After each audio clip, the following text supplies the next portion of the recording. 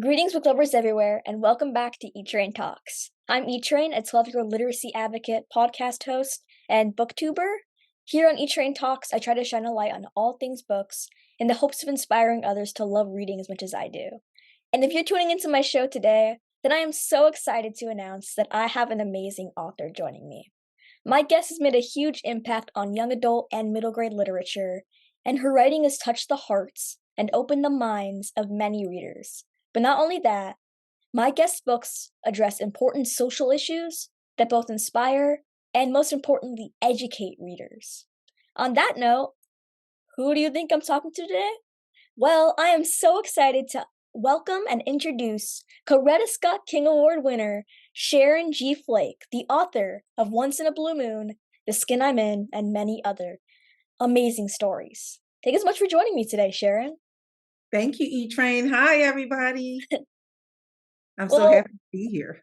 we are so happy that you're here. And for those of you watching and just learning about Sharon, she writes stories that feature African American youth, and on her website, it says that Sharon shines a light onto people and places that society don't always care to see.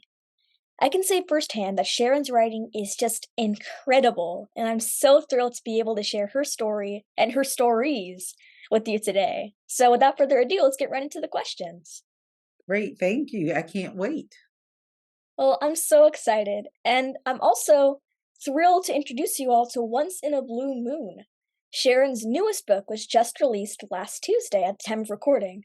So it is a book that I could not put down. It's a beautiful novel in verse, written with historical references of the time, and it transports readers back in time and into James Henry's incredibly heartfelt coming of age tale. What I especially love is that you honored your own family throughout the story. So, without further ado, my first question for you is, without giving away too many spoilers, would you share with everyone watching just a bit about Once in a Blue Moon, maybe a little synopsis? Sure, absolutely. Once in the Blue Moon takes place in the 1930s in a fictional town in the South. It's about a young boy, James Henry, who's 11, and his twin. It's about family, it's about community and how they support you on your journeys. James Henry, who goes to the beach and something happens to him down there, and it happens to some other people that he care about down there. And so he gets to the point where he decides he doesn't want to go outside because he doesn't want anything bad to happen again. So he sort of self isolates, but in self isolating, he also creates this amazing world. He and his twin sister Hattie, where they sort of travel the universe, whether it's physically in their houses with paintings and drawings and spaceships on their walls, or creating his own spaceship and deciding to take off to Pluto or galaxies undiscovered. Um, and so it's also about finding your courage, right? He's sort of lost it a bit. He's anxious, and he has to sort of find his way back to himself. And with his family and his friends and taking a journey, he sort of gets back there. In your author's note, you talk about your dad and how he is really the inspiration for James Henry's story. And I find this just so meaningful, and I'd love for you to share with everyone listening the story of your dad and how he inspired you to write Once in a Blue Moon. Absolutely, E-Train. My dad is right now 96 years old. And maybe about 10 years ago, I asked him a question. He's from segregated South.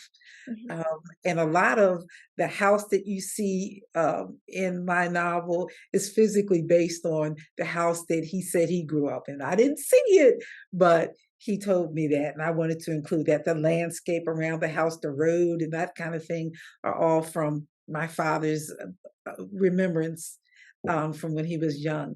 And so, like 10 years ago, I asked him a question: what would you have done if you could have done anything in the world? My father laid for a career, right? My father laid pipes for the gas company, the Philadelphia Gas Company, for 36 years. He dug ditches, he put down the water pipes, the gas lines, and that kind of thing. And so I asked him this question. He surprised me with his answer, which was he would have been an astronomer. And I was like, what? And apparently, my father would sit in class, a one room schoolhouse, and look up and wonder what was going on beyond the clouds, right? What was happening with those stars up there? And so, years ago, maybe 8 years ago, I wrote a short story about a guy who also was in love with the sky and the stars and all that. And so, when I went to write this book, I went back to what my father has said. James, my father's name is Henry, his brother's name is James. And so I put those two names together and came up with James Henry. So that's sort of where that inspiration came from. That is so, so sweet, and I can definitely see the, I guess, nuances between what you said about your father and James Henry in the book, because James Henry is such a curious kid, and he wants to he loves looking at the stars too, like your father, and He's smart like my yeah, dad. My yeah. father only made it to the 8th grade, but all of our life, my father read 3 and my mother, they read 3 newspapers a week. And E-Train, you're too young to remember, but I remember when newspapers were that thick, like every day. They read them cover to cover. He watched Jeopardy all of our lives. He Oh, watched love all Jeff. the political pundits on Sundays, right? And he watched all the shows that had to do with science and history and ancient history, Black history, right? So he had all the, and I haven't told you this thing. My father had perfect recall, so he remembered everything he read. So he was this to Wow. me genius, even though he only made it to the 8th grade. And so for me, I wanted James Henry to be curious. And I'm glad you caught that I wanted him to be smart. Mhm. Um, and that's sort of what my father was. And so that is also how I created James Henry. Well, James Henry has blossomed into one of my favorite middle grade characters. And I don't want to just talk about James Henry, I also want to talk about your other protagonist, Hattie, who's James Henry's twin sister. I just Mhm. love the relationship and deep connection the two siblings have, and they've created a special world for themselves on the roof of their home, where the Right. stars are their universe and where anything seems possible, like you said earlier. So, how did you come up with such a unique and safe place for these two siblings to escape to? I love the world they created. You Me know, too. each time I don't write like a lot of authors, and we all write differently for one thing, right? I never know where I'm going with a novel. I let my characters take me. I know very little. In The Skin I'm In, I knew I wanted to write about a dark skinned girl. In this book, I knew I wanted to write in verse. I knew I wanted to deal with sort of a boy who loved astronomy. And so all of a sudden they're going outside and they're going up to the roof. It's a one room house they live in. So they don't have the space to do much more than they've done in the house, which is create this wonderful world in terms of images and pictures and articles from the almanac. And so where else do you go? You go up to the roof and you create your own universe, right? Where they have a homemade rocket ship where they put on a sack that becomes their air supply, right? Where they dream about taking off to other planets and galaxies. And where Hattie, for goodness sake, has her birds. I love those darn birds, right? That Right. will do whatever, that will attack or do whatever she needs them to do. And I love that Grand um, allows them to imagine, allows them to create their own world, right? Without much bother or fanfare. My father was raised by his grandmother and his father. He had siblings, but they were raised primarily by their grandmother and father. And I never met her, but I heard about her all of my life. And I imagined that she would be the person that would give them space to do, you know, Mhm. maybe not all of those things, but some of those things. And so I love that world up there. I'm glad you love it too. Another thing that I loved about Once in a Blue Moon is how just beautifully written it is. I always love stories that are in verse. And I also, I picked a quote from the story that really spoke to me. It was on page 74.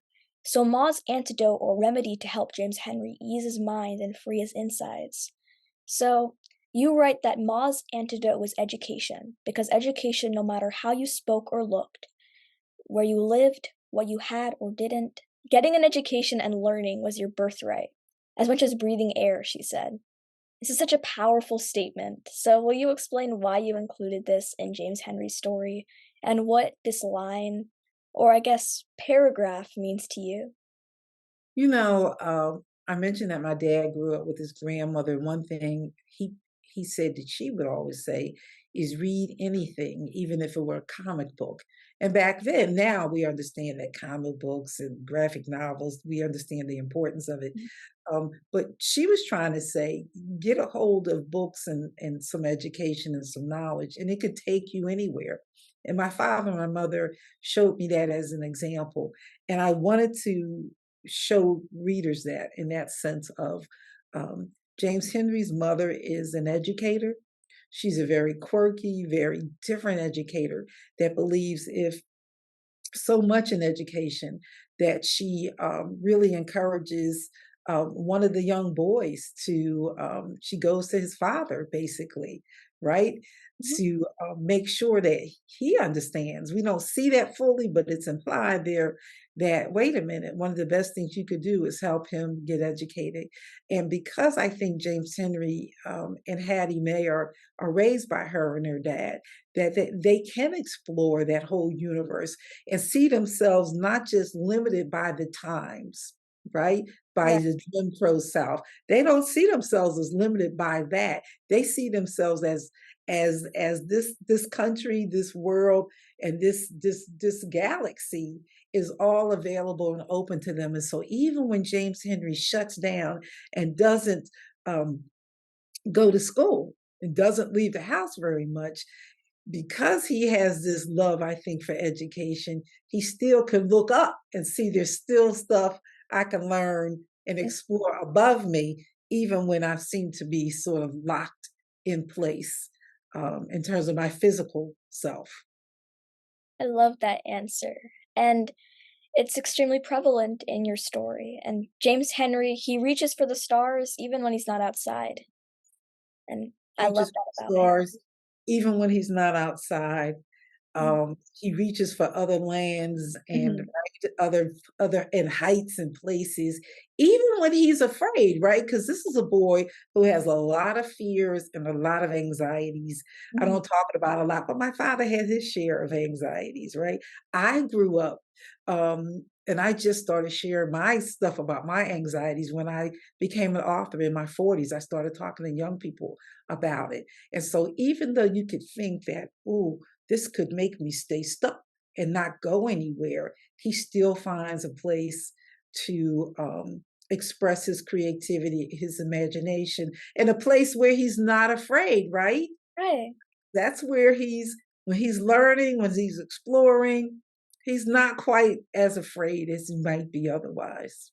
I'd love to talk a bit more about the themes interwoven into your beautiful novel. So, from dealing with guilt and sadness and fear to bullying, and then just powerful bonds of family and friendship. So you even included some historical information about how Black people were treated at the time. What's Right. so amazing is that you incorporated all of this into your writing in ways that didn't make me feel like I was being lectured. It just felt like I was on an authentic journey with James Henry and Hattie and learning as if I was experiencing the events taking place with the characters myself. So was this your intention and to just open up a window back in time? Thank you. Um, I think when young people read my books, a lot of times they'll say, first of all, they read like a movie, Miss Sharon, right? Even the contemporary ones, it's like I'm just like you, I'm going on this ride, I'm in this movie. So I appreciate that. Here was my intention. I have a lot of friends because I've been in this business a long time who write historical fiction or nonfiction, and they are the best in the world at doing that. Um, and I don't think they should shy away from telling those stories. I don't think they should sugarcoat those things. I would name some of them; they're so brilliant. But in these times, I'm not. I don't know if I'd be doing them any favors by putting their names out there. And so So when I told my story, I wanted at the center of it to be James Henry and his sister, to be their family. And that would I wanted that to be the primary anchor, and to include the norms of the day, to include the results or Jim Crow, um, in that whole thing, but to sort of have that be more something that happens to them, right? Right. Um, not to, here's how I can say, I didn't want that to be the center of the story. I wanted them to be the center of the story, Mm. but I didn't want people to think that I didn't understand um, how things were back then, right? So I Right. didn't want to leave it out, but I wanted the center to be family, to be imagination, to be those young people, but to remind people that one of my favorite poems is when they're on the roof and they talk about the train, and he talks about black and white people, and he makes it like they're on a spaceship, right, or they're in the sky, so they can't exactly get away from it, but it's not center stage. Absolutely. And I love everything that you just said. And now, after I read Once in a Blue Moon, I decided that I wanted to look into more of your stories, and I ended up reading your groundbreaking Coretta Scott King Award winning young adult novel, The Skin I'm In. And although Malika's story dives into some pretty intense topics, not always explored in middle grade, I'm so glad that I read it. It's a powerful book that really makes you think, everybody. And having witnessed as well as experienced a great deal of bullying myself in middle school and just sixth grade, Malika's story really hit home for me. So, finding your own voice and then having the courage to use it, especially in middle school, is so hard. Even though your story was first published in 1998, it's Right. still extremely relevant. So, will you share some background information about how you came up with Malika's story? How long did it take you to write? And was any of it inspired by real life experiences of yours? E Train, I had given birth to my daughter about 7 or 8 years earlier, dark brown, beautiful girl that made me. I started telling stories about dark girls, her writing picture books. And so this is sort of an evolutionary story. And I grew up feeling small and sort of little. Um, I remember middle school myself, and I wasn't teased. A lot of young people think I was okay, Sharon Flake. You were teased, you were bullied. No, I wasn't really teased that much, no more than anybody else. And I was definitely not bullied. But you feel like, oh, I'm too skinny, and my sister's hair is longer, and you know Right. what I mean. You start to become sort of looking in at yourself. But I never forgot how that felt, and so the feeling of what she goes through, I can relate to. But most of the story is not, autobiographical. Right. Um, I just wanted to tell a story about a girl who really was dark skinned, and people were giving her a lot of headaches and crap about it. And it ended up being this book where it is about finding your voice. It is about being okay with who you are. Years ago, I went into a school in Boston, and an Italian young boy, middle school, comes up to me, middle school, and says, Miss Sharon, I formed a club called The Skin I'm In for gay students, right? And then you have African American girls or women who still write me in their 30s and say, hey, this book saved my life. This book, that Malika was the first dark skinned girl they saw on a cover. That her story helped them find their voice or love the skin I'm in, the skin that they're in. And so there are 1.5 million copies on the planet. They're sold on 6 continents. Um, and so it's done some powerful work and lifting, and it's especially thankful to middle grade readers and teachers who and librarians, frankly. So, I love the theme that you kind of mentioned in your answer that I really noticed is that in middle school, sometimes the biggest bullies aren't, bullies, rather yourself. And I'm glad that the skin I'm in is a resource for some kids to kind of discover that you don't need to be so hard on yourself. You're perfect. You are the way you are, and you gotta And love that's yourself. you have to love yourself. And it could be someone outside you that are bullying, but it also could be that you are so critical and so judgmental. Now, Mhm. where that comes from, who knows? That you become a bully to yourself, and Yes. trying to unpack that and make sense of that. A book like The Skin I'm In, I tell people I write simplistically complex work, right? So it's so simple in a way that people get it right away. But if you kind of reread it and plow through it, there's a lot of complexities to it. And I'll just say Malika has done some really, really good work on the poem. So I'm really proud of that. Well, my next question for you is a bit about Malika, a bit about James Henry, and just all your characters. So, how do you go about creating such relatable and thoughtful and just amazing and kind characters? Oh, you are getting to my heart, E Train. Thank you. Um, you know what? I grew up in an all Black community in North Philadelphia. Um, Sort of the kind of community that people don't always say great things about, per se. But at the same time, I always felt like, well, you guys are missing out because I loved my neighbors and I loved my family. I loved my relatives.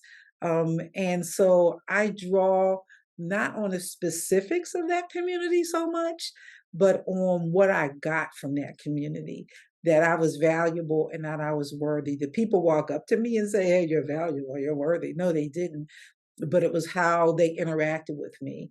Mhm. Even now, I go home a lot, how people, interact with me or one another. And so I think that's how I come up with those characters. I come up with those characters because of my parents. I had six siblings. My grandmother and aunt. We were like on weekends. We visit my grandmother and my all the time, and we helped to take care of my grandfather who was disabled. So it gives you a level of empathy. My father, who always, and my parents, I will say my mom and dad, who always gave to like the United Way, right, and to all these different organizations, and always said, we don't care who that person is that you see, that you're supposed to be kind and respectful. Were we perfect? No.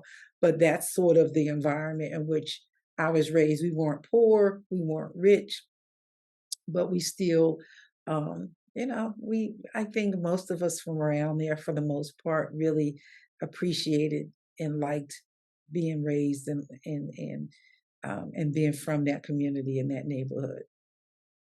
I love So that. that's what I draw on, the emotion of all of that. I remember the emotion, not necessarily the day-to-day events, as much as having a compassion for people who don't necessarily always get treated well, like Malika, who's a bully, and just trying to find sort of the best in everybody. I love when the writers like they add complexity to not just like the lives of their main characters, but also they we can grow to be compassionate to their bullies as well and empathetic. And Thank you for that, because that's what people are saying about Shar and the life I'm in, which is for like an older, like young people 14 and up. But they look at her and say, "Oh, we never thought we would, have such compassion for her, that she would have compassion for anybody, but she does." And as a writer, our job is also to grow as a writer and handle materials a little bit differently than maybe we would have done it before. So, absolutely. And my next question for you is about book banning. So one topic that's really coming up more and more lately is book banning. And I've asked a number of authors about the topic. And I think it's just so necessary to keep the conversation going. So first off, have you dealt with censorship of any of your work? And secondly, what are your thoughts on why book banning is becoming more and more apparent in our country? believe a couple of years ago, I had some young girls from Texas who wanted to Zoom and interview me about book banning. And it really wasn't very popular in terms of the discussion. It was probably out there. And so I'm like, sure. And they said that was the interview. They asked me all these questions about book banning. And towards the end, I said, "Why are you asking me about that?" They were like, "Your book, The Skin I'm in, is banned." And I forget what city. I don't even know if it's still on the list. I don't know. But it was like, oh, and so that was sort of my first experience. I hate to say, I just like, oh, okay, and kept on going. Why are we having such an issue with book banning? You know, Barbara Jordan, who was a senator in Texas, said that education really empowered you economically and politically. I think that literacy does the same thing, right? Mhm. The more well literate you are, the more you will look at your world and question your world, and maybe even add your own take and value to the world. And I think there are people that see that and they understand the power of these books and the power of your story, right? I just told you an Italian boy read The Skin I'm in and said, "Hey, wait a minute, I could form a club, right? Black girls read it, other people read it. It just came out in Italian a couple of years ago, and I got a letter just yesterday from an Italian young woman who read it, right? And so these books are showing other people that, hey, guess what? This might be about a Black girl, but your story is in here somewhere too. And so now you have all of these people who can find their stories in this one thing, right? And I think people are uncomfortable with that. They're uncomfortable with growth that they maybe can't control and don't always recognize. Um, and uncomfortable with people, I think, empowering themselves economically, politically and literally.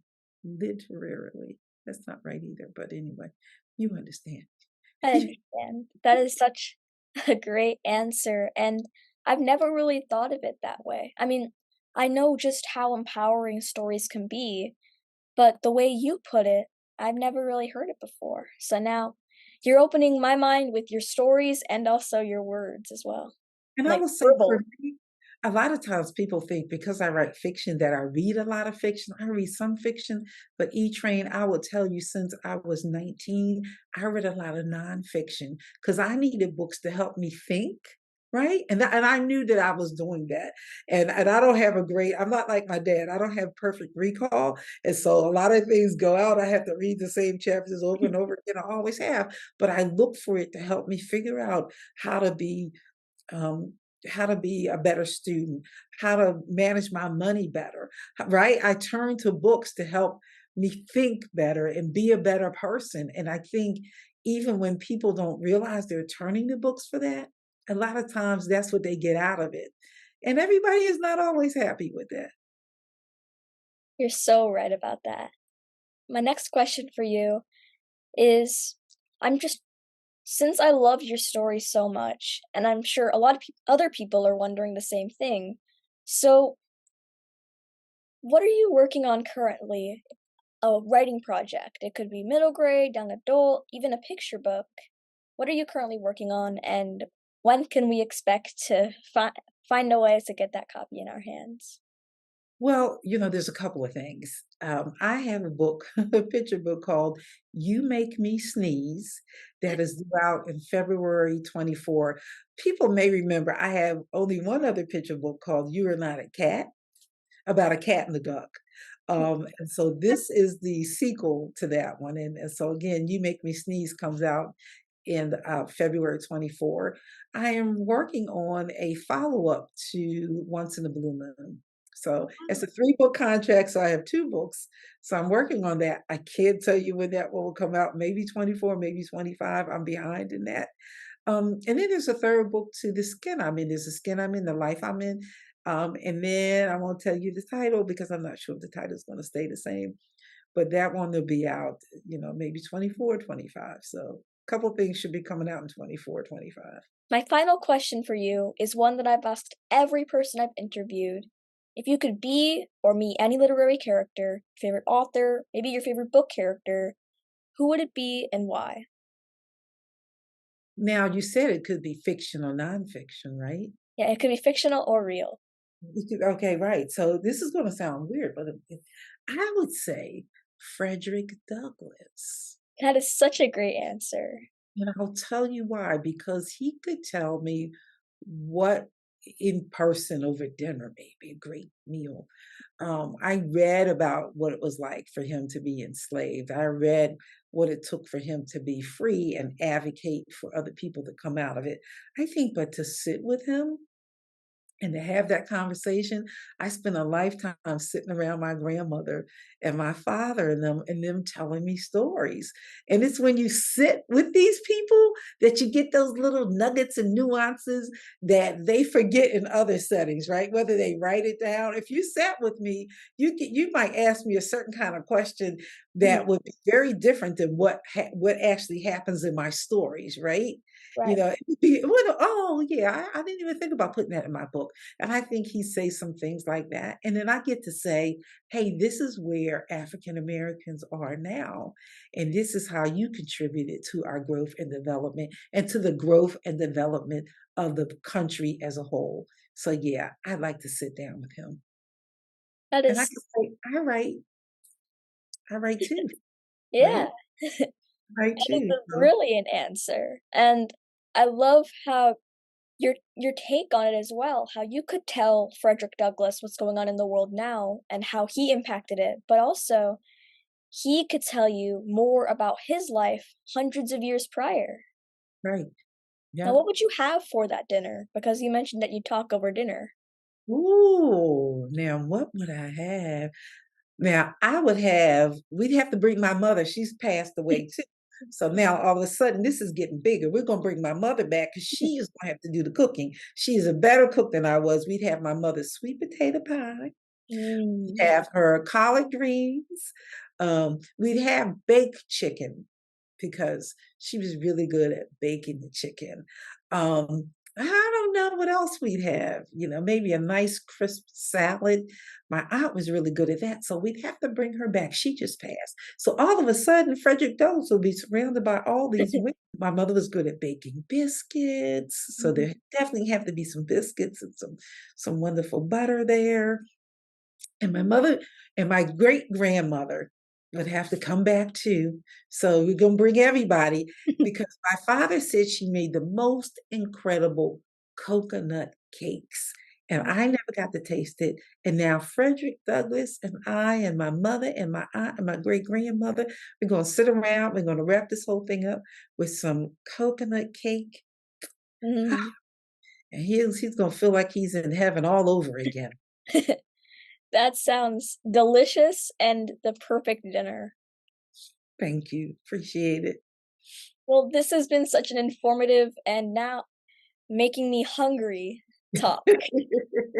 And I know everyone watching, including myself, has was so enjoyed learning about your writing journey, Sharon. You're a legend in the middle grade and young adult book world, and your newest story is yet another meaningful masterpiece.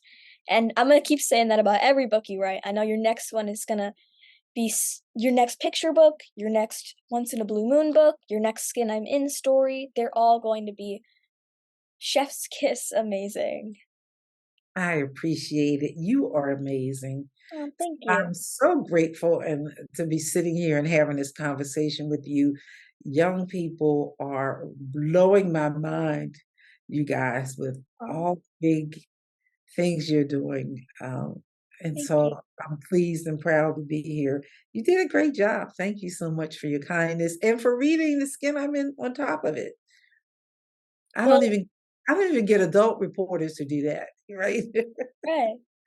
Well, I'm They so interview you, but they don't always read your books. So, yeah, and I'm so grateful for you as well and your writing. It's impacted my life and the lives of so many other kids out there of all different races, different countries, different everythings. But we all right. can come together over a great story, and maybe we can all come together over great dinner with Frederick Douglass as well. That makes sense. I like that. Yeah. Yeah. And Thank everybody, I'm gonna say it one more time. You all need to read The Skin I'm In, Once in a Blue Moon, and all of Sharon's previous stories and upcoming ones. You're going to love them, and you will leave more knowledgeable, and you will discover characters that will stay in your heart forever. So, everybody stay safe, keep reading, and I'll see you in the next one. Bye. Bye, guys. Thank you.